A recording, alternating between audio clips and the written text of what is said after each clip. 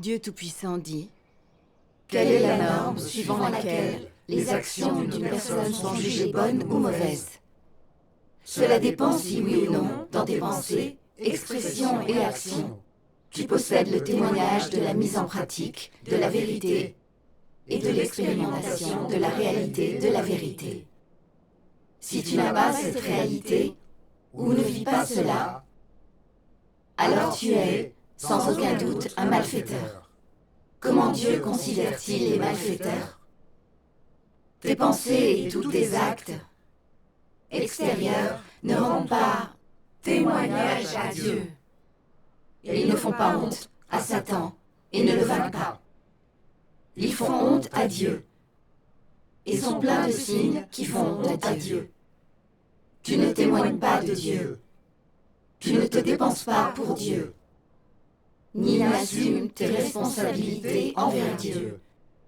Tu agis pour ton propre compte. Qu'est-ce qui implique pour ton propre compte? Pour Satan.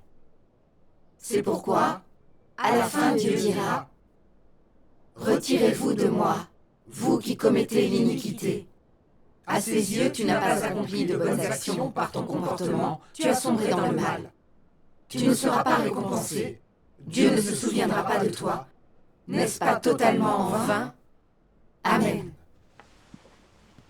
Ces paroles de Dieu me permettent de comprendre que si, dans le fond, nous nous dépensons et souffrons un peu pour notre devoir, mais pas dans le but de satisfaire Dieu, et que nous ne témoignons pas de la pratique de la vérité, nous contentant de nous satisfaire nous-mêmes, il considère que nous faisons le mal.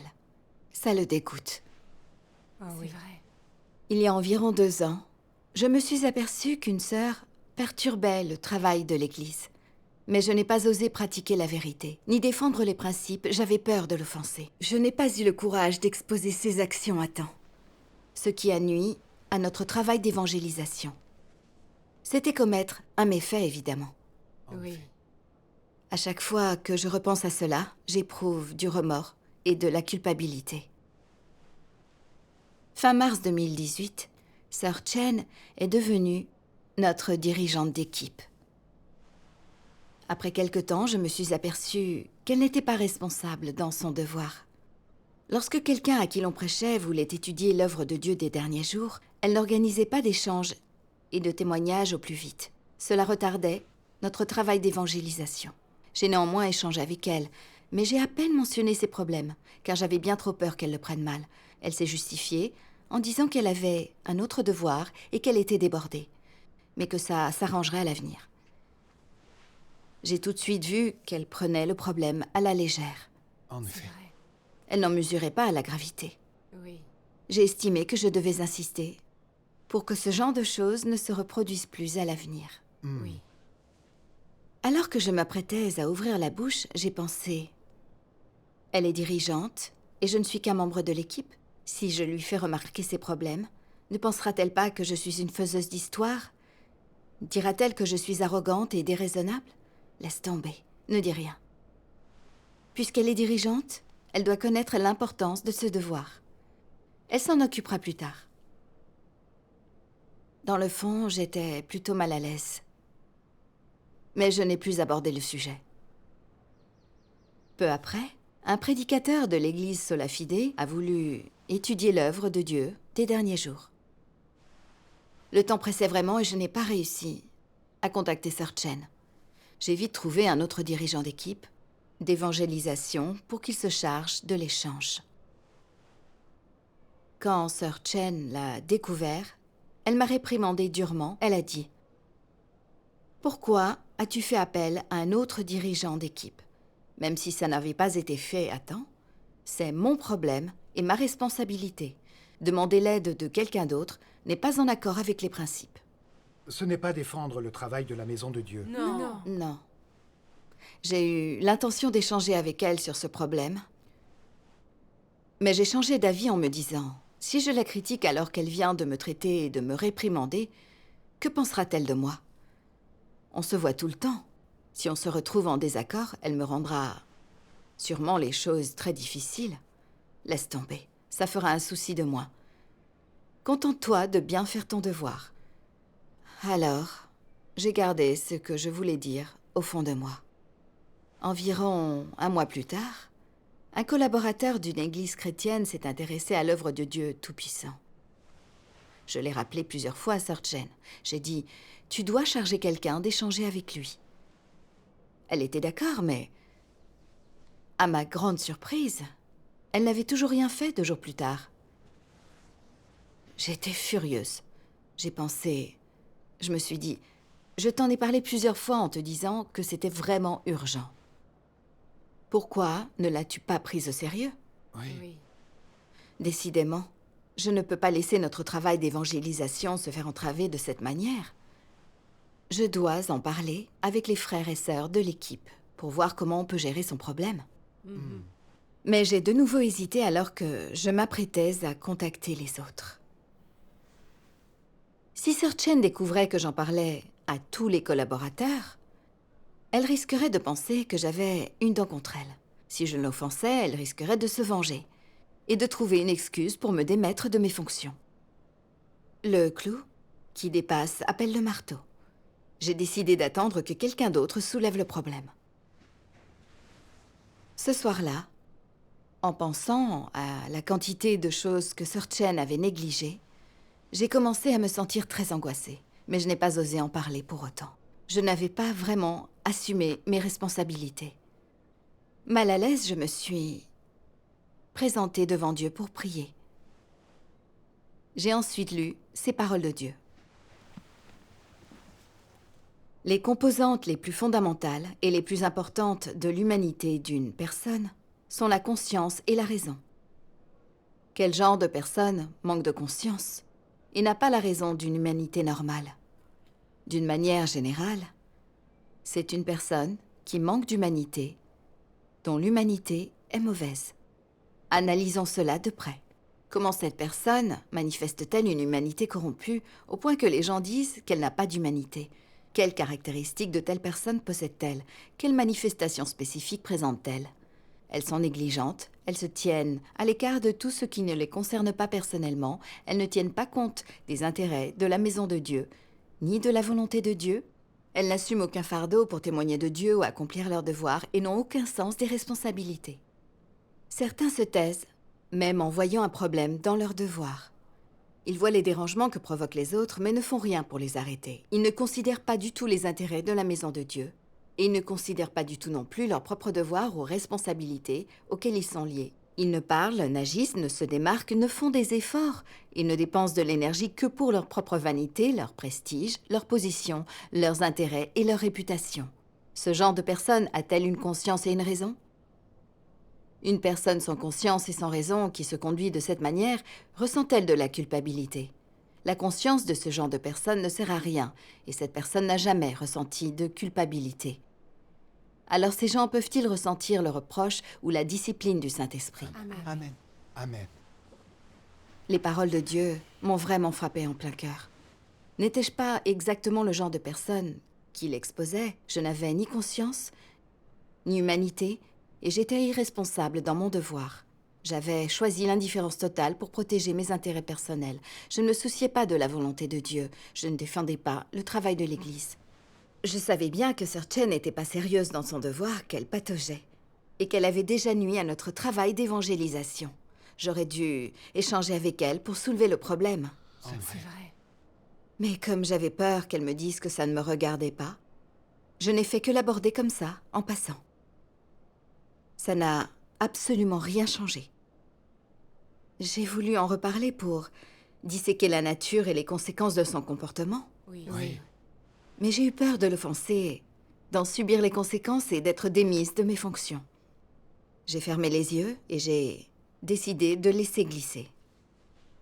Alors que je voyais une dirigeante d'équipe négliger son devoir, j'ai renoncé à défendre la maison de Dieu pour protéger ma réputation, mon statut et mes intérêts.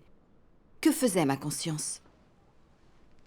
Puisque les désastres s'intensifient, il faut que plus de gens étudient le vrai chemin. C'est vrai. Aider les gens à accepter le salut de Dieu des derniers jours est une priorité. Oui, évidemment. Oui. Mais je n'assumais pas cette responsabilité. C'est moi que je voulais protéger, pas les intérêts de la maison de Dieu. Je ne me souciais pas de la volonté de Dieu. J'étais égoïste. Oui, c'est vrai, oui. J'ai eu le sentiment d'avoir complètement laissé tomber Dieu. J'ai pensé, je ne peux pas continuer comme ça.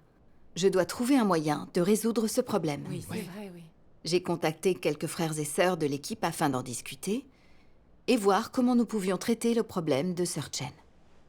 Ils pensaient tous qu'il fallait que quelqu'un travaille avec elle pour la décharger d'une partie du fardeau.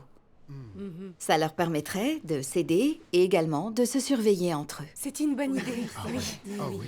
Finalement, dans l'après-midi, j'ai appelé Sœur Chen pour lui parler de notre discussion. Je lui ai exposé en détail ses derniers échecs et le mal qu'elle avait fait au travail d'évangélisation. Sœur Chen n'a pas éprouvé le moindre regret ni aucun remords et a rejeté catégoriquement notre idée. Elle a soutenu qu'elle n'avait besoin de l'aide de personne. Comme elle n'avait pas conscience de ses problèmes, j'ai continué à échanger avec elle, mais elle ne m'a pas laissé finir. Elle a dit qu'elle avait quelque chose à faire et a raccroché. J'ai pensé, Sœur Chen a un statut, mais son travail n'est pas concret et elle ne veut pas de partenaire. N'est-ce pas tyrannique? Oui, évidemment. Ouais. Si ça continue, le travail de la Maison de Dieu sera retardé. C'est vrai. Je dois lui faire prendre conscience du problème. Oui. Pendant les jours suivants, je lui ai envoyé plusieurs messages auxquels elle n'a pas répondu. J'étais très anxieuse. Je voyais le travail de la Maison de Dieu entravé. Je me disais que je devais le signaler aux dirigeants d'église sans tarder, mais alors que je m'apprêtais à le faire, j'ai encore une fois hésité. J'ai pensé... Que se passera-t-il si Sœur Chen découvre que c'est moi qui suis allée parler aux dirigeants? Que ferais-je si elle se sent...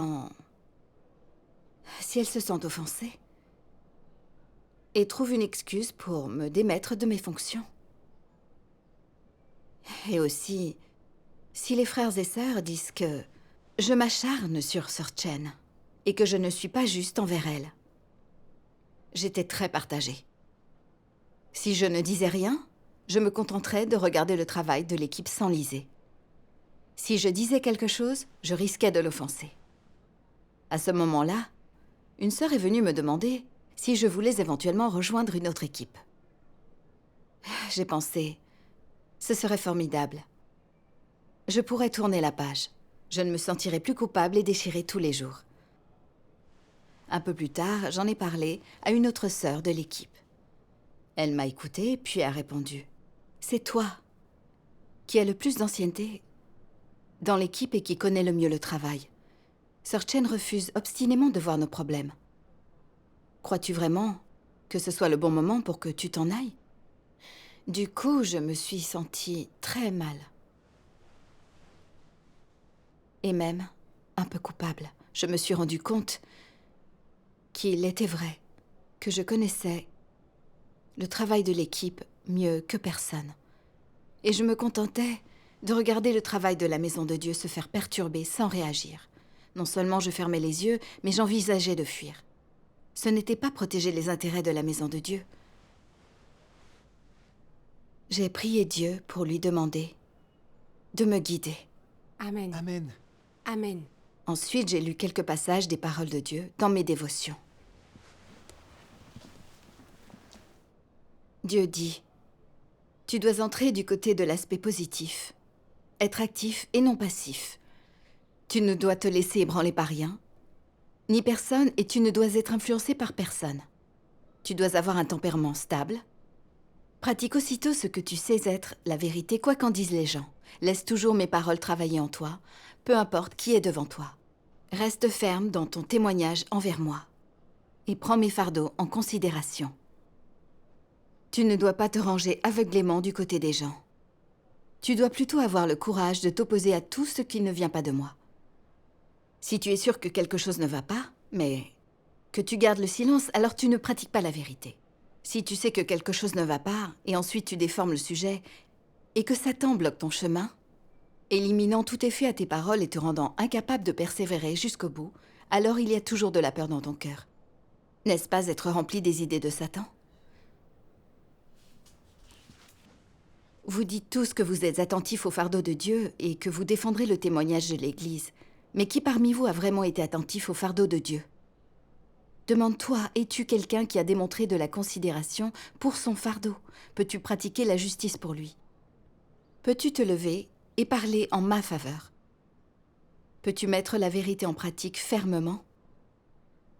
Es-tu assez audacieux pour te battre contre tous les actes de Satan? Pourrais-tu mettre tes émotions de côté et exposer Satan, pour l'amour de ma vérité, peux-tu permettre que mes intentions soient accomplies en toi? As-tu offert ton cœur au moment le plus crucial? Es-tu quelqu'un qui fait ma volonté? Pose-toi ces questions et réfléchis souvent sur elles. Amen. Amen.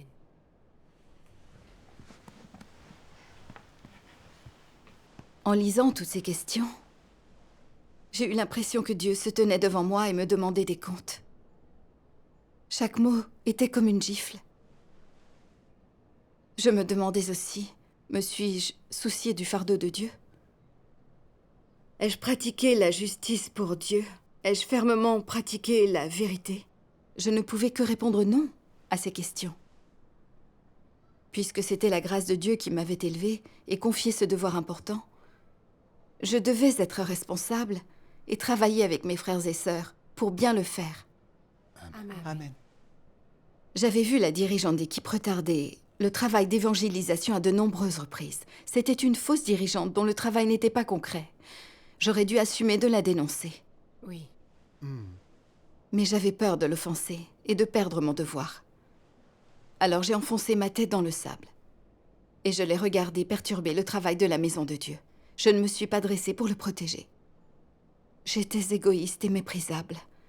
Je n'avais aucun sens de la justice ni de la responsabilité. J'ai protégé ma réputation et mon statut à chaque occasion. Même si je n'ai jamais perturbé le travail d'évangélisation de la maison de Dieu, contrairement à ce qu'avait fait Sœur Chen, je me suis tue alors que j'avais vu un problème et je n'ai pas pratiqué la vérité.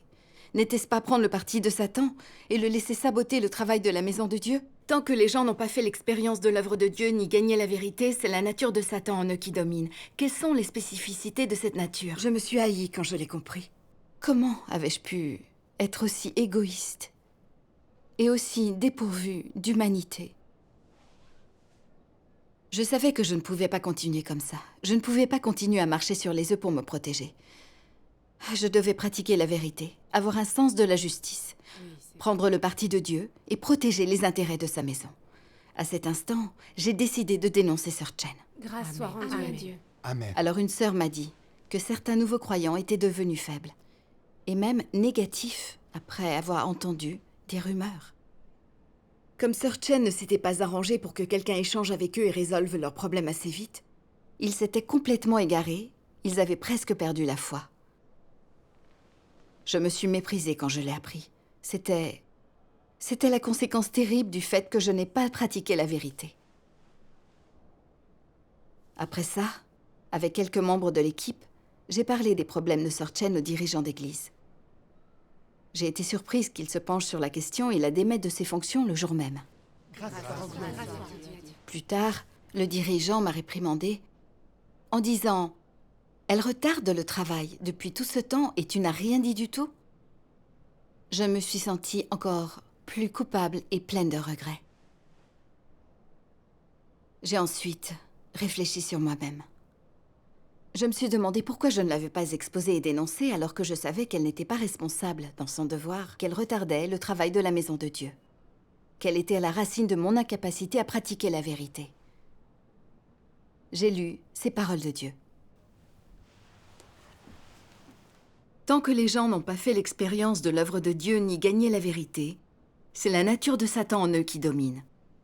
Quelles sont les spécificités de cette nature? Par exemple, pourquoi es-tu égoïste? Pourquoi protèges-tu ta propre position? Pourquoi tes émotions sont-elles si fortes?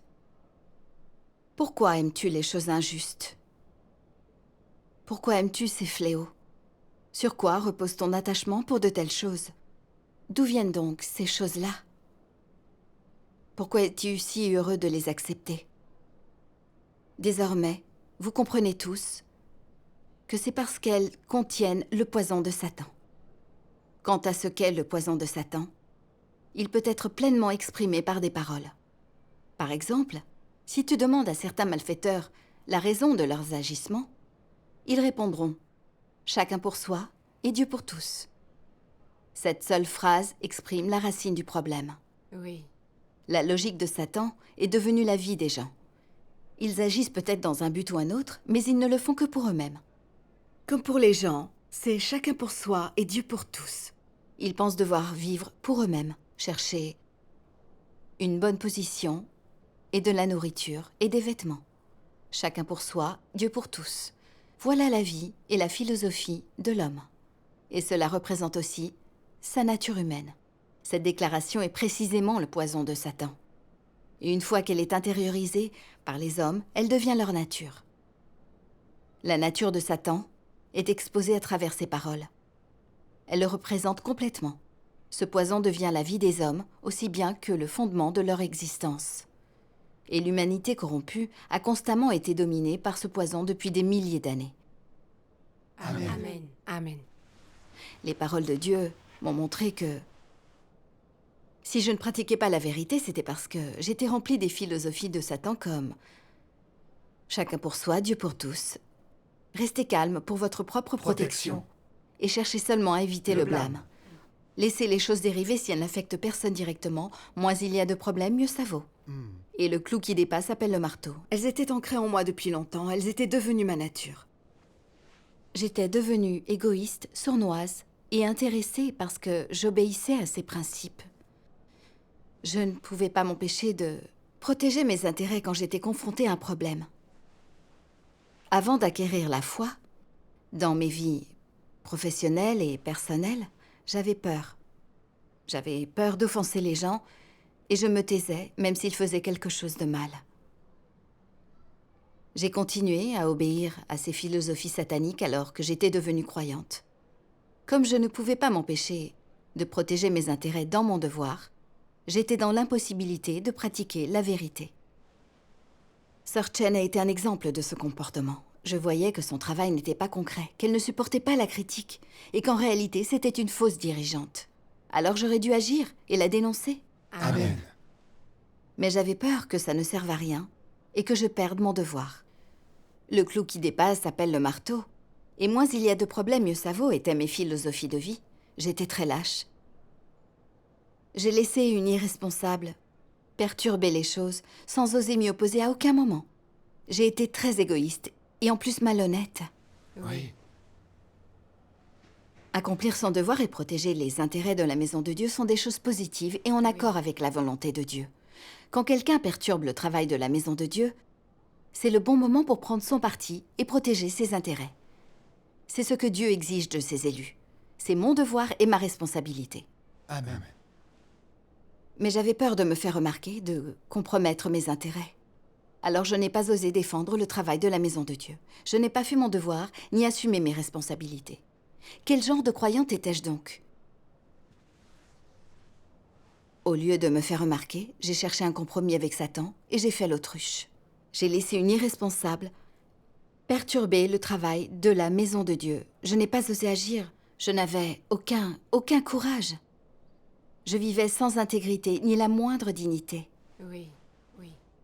Alors que je voyais clairement qu'elle perturbait le travail de la maison de Dieu, j'ai fermé les yeux et même songé à m'enfuir. N'était-ce pas prendre le parti de Satan et s'opposer à Dieu? C'est une transgression très grave. Quand j'y réfléchissais, je ne pouvais pas pratiquer la vérité, et j'avais peur de perdre mon devoir si je dénonçais Sœur Chen. Mais dans la réalité, Sœur Chen a été tout de suite démise de ses fonctions, quand nous l'avons dénoncée. Ça m'a rendue honteuse, et ça m'a montré que le Christ et la vérité l'emportent toujours dans la maison de Dieu. Amen. Ceux qui ne pratiquent pas la vérité entravent le travail de la maison de Dieu, ne peuvent pas y rester quoi qu'ils fassent. Non. Ils finiront par être éliminés s'ils ne se repentent pas. Mais je n'envisageais pas les choses selon les principes de la vérité, j'étais gouvernée par le pouvoir et le statut. Je voyais la dirigeante comme ma supérieure, et je pensais que je ne pouvais pas rester dans la maison de Dieu si je venais à l'offenser. Je croyais que la maison de Dieu était aussi sombre que le monde, sans justice ni équité. N'était-ce pas blasphémer? Oui. Si Dieu ne m'avait pas exposé grâce à cet environnement, sans le jugement et le châtiment de ses paroles, je ne connaîtrais toujours pas les conséquences terribles des philosophies sataniques. Oui.